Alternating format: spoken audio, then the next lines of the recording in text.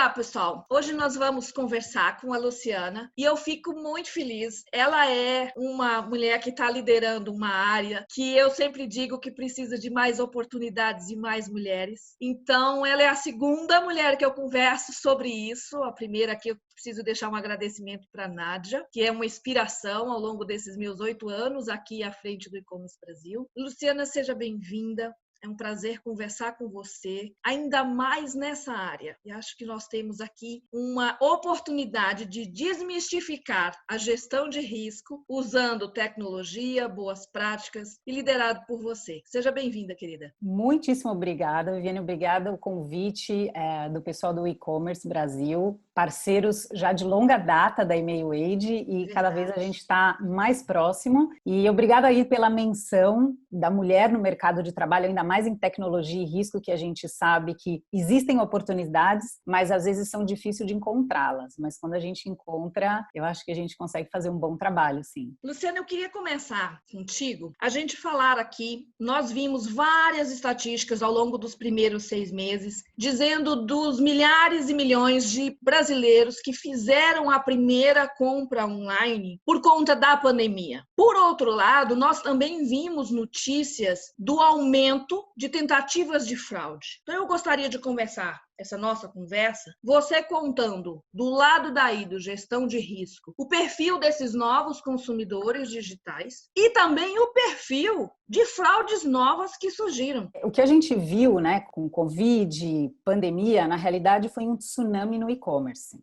O que esse tsunami trouxe? Novos consumidores digitais, então vamos pegar 2 casos, né? Pessoas que nunca haviam comprado online, que de repente, né, passaram a fazer compras e com um perfil inusitado, porque são pessoas que não tinham essa identidade digital e precisaram abastecer uma casa. Então, não existiu o consumidor, muito menos esse perfil de compra. Pessoas que compravam pouco tiveram o comportamento, né, digital totalmente alterado. Então, compravam uma linha específica de produto, um ticket médio baixo, de repente passaram a fazer compras aí com valores muito altos, o que ocasionou, eu fui um caso desses, um falso positivo, né? O falso positivo é justamente quando o e-commerce, ele desconfia que é um fraudador, ele se confunde e bloqueia uma conta legítima. Eu mudei meu perfil de compra, fui bloqueada, entrei em contato, né, para justificar, era o ticket médio muito alto e aí me liberaram a compra. Então, a pandemia no geral, diferente das datas comemorativas, onde os comércios eletrônicos esperam um aumento de demanda, esperam determinados ataques, pegou muita gente de surpresa. De todos os ataques que a gente tem acompanhado, né, então fake news, links maliciosos, o phishing, ele ganhou. Né, ele teve um aumento aí de 60% desde o início da pandemia. Agora, por que o phishing? Porque o fraudador ele precisa de repertório para atacar. E a Verdade. pandemia, como pegou todo mundo de surpresa, eles falaram, agora é o momento. Então, se passaram por diversas instituições, por comércios eletrônicos, justamente para pegar presas novas que nunca foram orientadas como comprar no comércio eletrônico. Isso que você está dizendo, usaram até o E-Commerce Brasil para poder vender drones. E as pessoas compraram porque achou que a gente tinha também virado uma loja. Isso foi muito louco. Nossa! E aí vocês identificaram e, bom, o e-commerce vendendo drones é um pouco inusitado, né? Sim, mas isso foi muito sério. E agora, assim, a gente vê que esses tipos de ataques, muitas vezes, né, a gente associa com a perda financeira. Mas o que acontece muitas vezes nos phishings? Os fraudadores, o que eles querem também é reforçar o estoque de dados. Então, eles fazem um ataque, coletam dados e guardam. Esses dados, eles vão para a Dark Web, são comercializados e não necessariamente quem sofreu um ataque de phishing vai ter uma perda financeira imediata. Esses dados, às vezes, eles ficam amadurecendo, né, para depois serem utilizados depois de um período. Então, eu tive meus dados hackeados, já sei disso e fico muito alerta para ver quando que vai vir um ataque e eu poder desconfiar. Então, na questão de phishing, a gente sempre se questionar, tenho relação com esse comércio eletrônico? Estou esperando algum comunicado? Qual que é a sintaxe desse link? Eles colocam letras adicionais para justamente a gente ter uma leitura dinâmica muito rápida e a gente também não se dá conta. E o que eu sempre faço, aplico isso na minha vida pessoal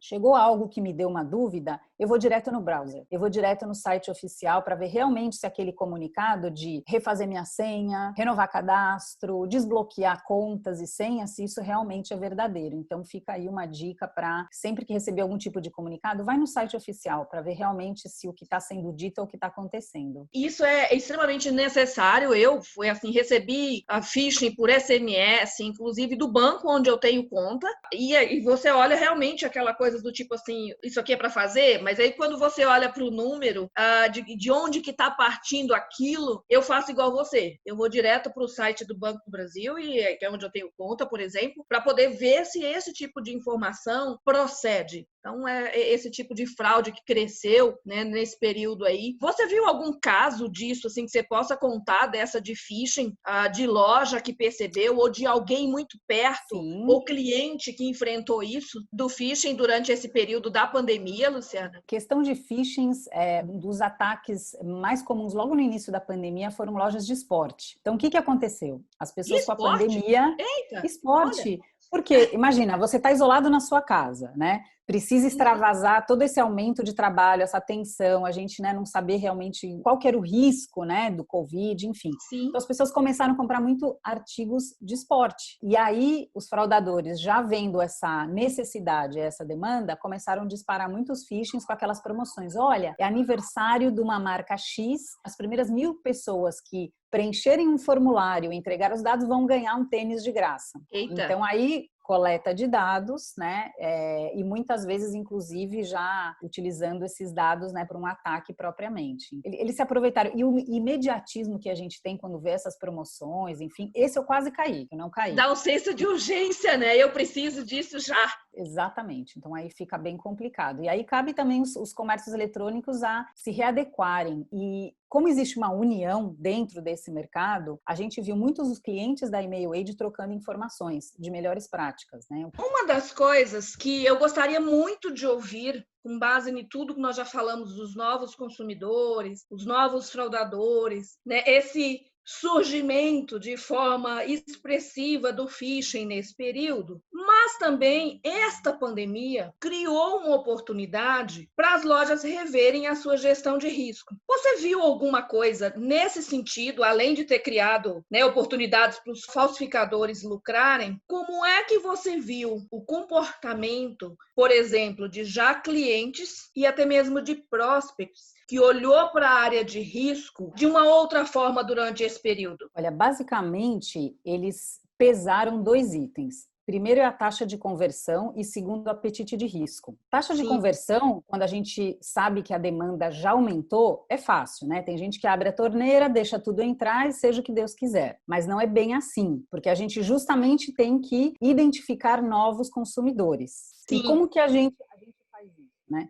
Primeiro, readequar todas as regras de fraude. Então, as regras de aprovação, de recusa, com base nessas novas identidades digitais que eu nunca vi. Então, assim, as pessoas pesando com o apetite de risco, fala, bom, eu tenho agora uma demanda que é o triplo do que eu estou acostumada. Qual que é o meu apetite de risco? Eu vou ser muito mais conservador ou eu vou abrir toda essa torneira? Então, para balancear isso, eu diria aí que a gente tem 3 pontos aí fundamentais. Então, readequar essas regras, ver o quanto eu quero aprovar, recusar com base nesses novos consumidores, como que eu vou reconhecer, como eu vou evitar o falso positivo, que eu fui afetada na pandemia pelo falso positivo. Então, justamente colocar tudo isso e começar a ter uma análise muito mais analítica e muito mais ligada à business intelligence. Então, isso é uma coisa que as equipes que não estavam preparadas sofreram um pouquinho, mas aí foi abrindo mais novas oportunidades. Segundo ponto, a gente sempre sugere que os e-commerces, em todo o fluxo de pagamento deles, desde a parte do onboarding e do processamento, né, da aprovação, que se tenham multicamadas.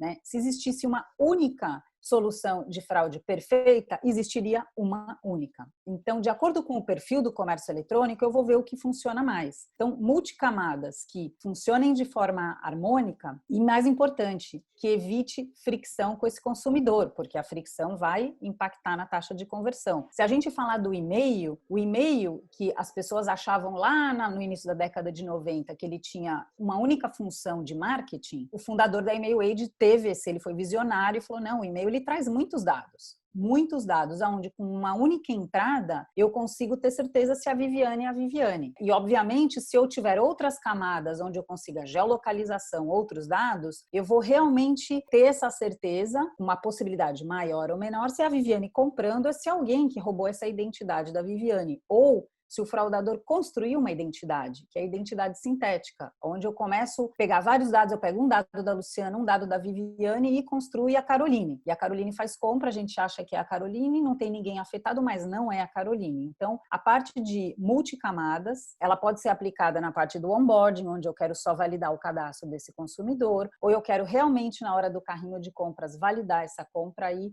é muito importante. Então, o e-mail, diferente do CPF, o CPF ele só tem uma utilidade no Brasil. O e-mail, em qualquer lugar que você compre, a gente consegue reconhecer. E o mais importante também é a retroalimentação. Então, nessas multicamadas, onde o comércio eletrônico começa a devolver confirmações, isso foi suspeito, isso foi fraude confirmada. E dentro dessa rede, os e-commerces começam a compartilhar essa informação. Olha, eu acabei de ver o e-mail da Viviane num IP na África. Será que é a Viviane realmente comprando? Então, essa rede ela vai se autoprotegendo. E, como um último ponto para a gente evitar, é justamente rever esses algoritmos. O que são os algoritmos? A gente está falando de machine learning, inteligência artificial. Então, a curva de Como é que isso aprendizagem... ajuda, né? Imagina que, antes da pandemia, todas essas inteligências, elas tinham uma curva de aprendizado monitorada, sempre, mas já preditiva. Você mudou o contexto, toda essa predição, ela tem que ser totalmente alterada. Então, aí está o grande desafio e oportunidade de uma área de segurança de prevenção à fraude ter profissionais com esse tipo de conhecimento. Não é mais só aquele profissional antigo, onde ele diz, eu acho que é suspeita, recusa. Eu acho que é compra legítima, aprova. Você precisa de profissionais hoje com outro tipo de conhecimento e formação para ter realmente uma área de prevenção à fraude efetiva. Então, a gente fala de tecnologia e pessoas sempre. Uma curiosidade aqui, tudo isso, adoro gente, e varejo eu falo que é gente vendendo e comprando para gente. No caso do e-commerce, é gente comprando e vendendo, mediado por uma série de tecnologias. A gente não pode perder isso, essa necessidade de preocupar com a experiência de compra naquele ambiente que o consumidor escolheu. E o digital, ele é algo que virou meio que água encanada nessa pandemia. Todo mundo passou a precisar e queria o mais rápido possível. A experiência sem tanto impacto e interação, que fosse necessária para fechar a venda. Na sua visão, Luciana, quais são as oportunidades, nós estamos aqui final de julho, que os lojistas devem potencializar nos próximos meses nesta área de gestão de risco? Bom, não somente se preparar para um Black Friday, por exemplo, porque às vezes a gente vê clientes que falam, não, a hora que eu sentir que o ataque de fraude está pegando, eu vou realmente rever regras. Então, assim, você nunca troca o telhado da sua casa quando está chovendo. Pessoal, isso tem que ser feito a 4 mãos. E com a camada de segurança, ou a plataforma, o parceiro que vocês tenham contratado, isso tem que ser trabalhado a 4 mãos, muito antes realmente de datas comemorativas, ou uma pandemia. Por que não? E se acontece outra pandemia daqui 2 meses? Então, realmente, isso abre oportunidades. E mais ainda, o que eu sempre bato na tecla, o profissional da indústria de prevenção à fraude, cada dia ele está mais requisitado, gente. Pessoas, colegas me ligam dizendo, olha, eu recebi 1, 2 propostas, o que eu peso? Me ajuda a decidir. E isso dá muito orgulho. Então, os ataques à fraude, a prevenção, o mercado, ele está muito aquecido, pessoal. Então, aí fica uma dica também para gestores que a gente tem que valorizar esse profissional, Não esperar o momento de leilão, como gestora, às vezes eu fico brava com isso, com outras empresas que esperam, o colaborador vir e falar, poxa, eu tô na dúvida, se eu fico, não, valorize ele antes, porque isso é uma expertise enorme. E esses colaboradores, muitas vezes, quando eles conhecem uma solução e às vezes mudam de empresa, eles levam a solução,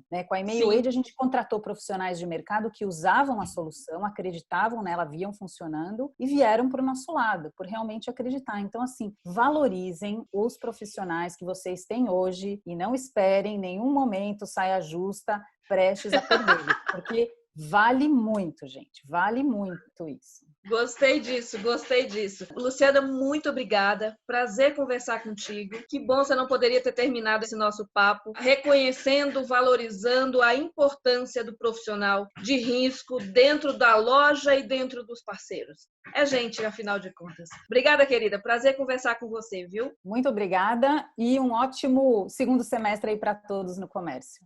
Um beijo. Obrigada, Beijo. viu? Tchau, tchau.